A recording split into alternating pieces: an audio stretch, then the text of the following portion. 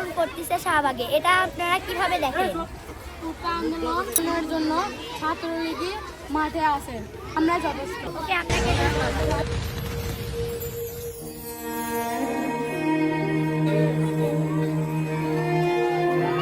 দেশের বিভিন্ন জায়গায় সহিংসতা তৈরি করেছে, এটি আপনারা কিভাবে দেখেন?